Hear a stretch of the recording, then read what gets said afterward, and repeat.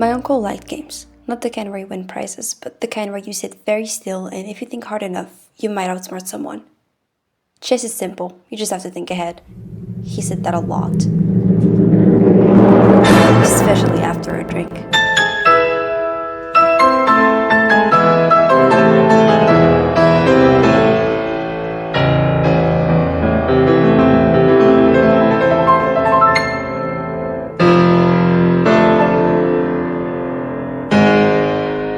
Always drink when he played, but later he said it helped him think clearer, that it made him faster and sharper. He even played chess better with a glass in hand. At least, that's what he believed. And to be honest, watching him, you would almost believe it too. He laughed louder, moved quicker, everything felt smooth, like gliding on ice. But ice is slippery, you know? Because if you were to take one step back, you would notice something else, a subtle shift in the air. You would start noticing his hands. They would tremble, just a little, just before he touched the piece. His happenings got sloppy too.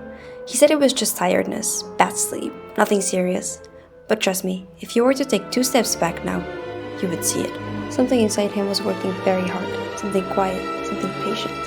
You see, there's a part of you, a little organ, about the size of a football, that tries to keep you safe. It doesn't complain really, nor scream, it just works. It's the one that cleans up after all the things you forget to care about, the liver. And my uncle's?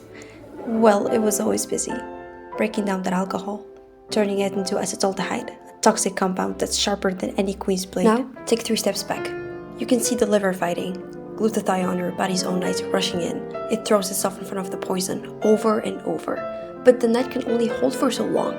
The liver can only do so much, because even the bravest knight gets wary. Even the steadiest shield starts to crack.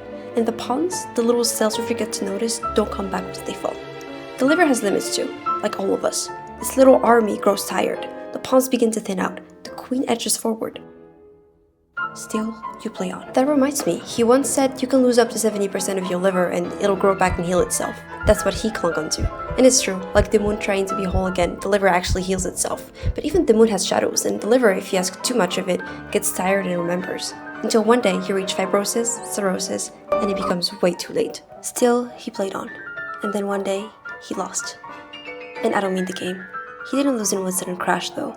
No one ever did. It was in small, quiet sacrifices. Pawns traded for time, knights for relief. A move that seemed small, until there were no good ones left. Oh, and one funny thing about playing both sides. Eventually, the lines start to blur. You forget which pieces belong to you, which moves were yours, and which were your undoing. And in that silence, I wish there were an undo button, a Control-Z to wash away all the moves. A way to pull everything back, piece by piece. But there's no reset in life. No second chances. No matter how many times you try to play it again. So the liver decided to keep the board, the king, and even the bottle. Just to remember. I think the liver tried. I think it gave him chance after chance. And maybe it was the one telling this story all along.